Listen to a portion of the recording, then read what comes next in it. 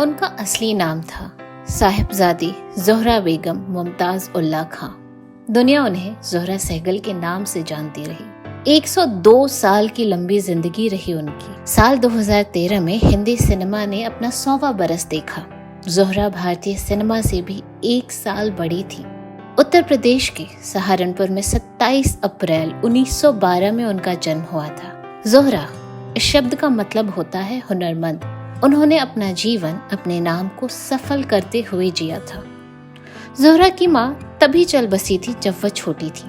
माँ की आखिरी इच्छा थी अपनी बेटी को ग्रेजुएट बनाना। आज़ादी के पहले के हिंदुस्तान में ऐसा होना एक बड़ी बात थी। इसके बाद ज़ोहरा पहुंची लाहौर के क्वींस मैरी स्कूल में। स्कूली शिक्षा के दौरान खेलकूद के साथ साथ वह नाटकों का हिस्सा बनती रही। उनके मन में वहीं से अभिनय का बीज पड़ चुका था। साल 1929 में ज़ोहरा ने मैट्रिक की परीक्षा पास की।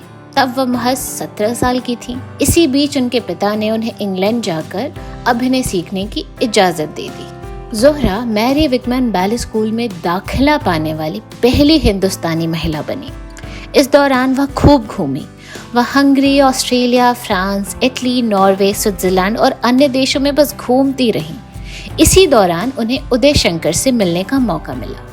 पंडित उदय शंकर की एक मंडली थी जिसके साथ वह घूम घूम कर दुनिया भर में नृत्य के कार्यक्रम किया करते थे। उन्हें देखने के बाद ज़ोहरा के मन से पश्चिमी नाट्य शास्त्र का लगाव कम होने लगा। आगे चलकर पंडित उदय शंकर से बकायदा ट्रेनिंग लेने के बाद उन्होंने जापान, सिंगापुर, रंगून और दुनिया भर के तमाम देशों में प्रस्तुति दी। साल 1935 में कलकत्ता में उन्होंने अपने जीवन का पहला नृत्य प्रदर्शन किया था। ज़ोहरा सहगल तब तक बतौर कलाकार काफी मशहूर हो चुकी थी। इसी बीच भारत में ज़ोहरा की मुलाकात होती है कामेश्वर सहगल से। जब कामेश्वर ने शादी का प्रस्ताव उनके सामने रखा तो 2 बातें हुई। पहला, वह हिंदू थे। दूसरा, वह उनसे 8 साल छोटे थे। इस बारे में ज़ोहरा कहती हैं, प्रेम में धर्म उम्र मायने नहीं रखता। हम प्रेम करते थे और हमने शादी कर ली। दोनों ने एक नृत्य की तालीम देने के लिए इंस्टीट्यूट खोला, लेकिन वह इंस्टीट्यूट ज्यादा दिन नहीं चल पाया। फिर क्या था, दोनों बम्बई आ गए। बम्बई आकर ज़ोहरा सहगल इप्टा से जुड़ गई। मुंबई में उस समय थिएटर और सिनेमा साथ साथ तरक्की कर रहे थे। इप्टा के बाद ज़ोहरा पृथ्वी थिएटर से भी जुड़ी। पृथ्वीराज कपूर को गुरु मानकर ज़ोहरा ने अभिनय में कदम रखा। साल 1946 में उन्होंने चेतन आनंद की फिल्म नीचा नगर में अभिनय किया। इसके बाद ज़ोहरा ने इप्टा और पृथ्वी थिएटर के साथ कई नाटक किए, साथ ही कई हिंदी फिल्मों के लिए कोरियोग्राफी भी की। साल 1959 में पति की मौत के बाद ज़ोहरा दिल्ली चली आई। वहां उन्हें नाट्य अकादमी की जिम्मेदारी दी गई। इसके बाद नाटक से जुड़ी एक फेलोशिप मिलने के बाद वह लंदन चली गई। वहां भी वह लगातार काम करती रही। The rescue of pluffles, doctor who, the courtesans of Bombay, the jewel and the crown, tandoori nights जैसे शोज और फिल्मों में ज़ोहरा लगातार नजर आई। 90 के दशक में ज़ोहरा एक बार फिर हिंदुस्तान लौट आई।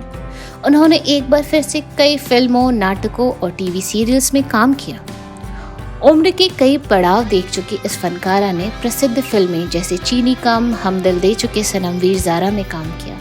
आखिरी बार वह साल 2007 में फिल्म सावरिया में नजर आई थी। ज़ोहरा सहगल को 1998 में पद्मश्री, 2001 में कालिदास सम्मान, 2004 में संगीत नाटक अकादमी सम्मान मिले।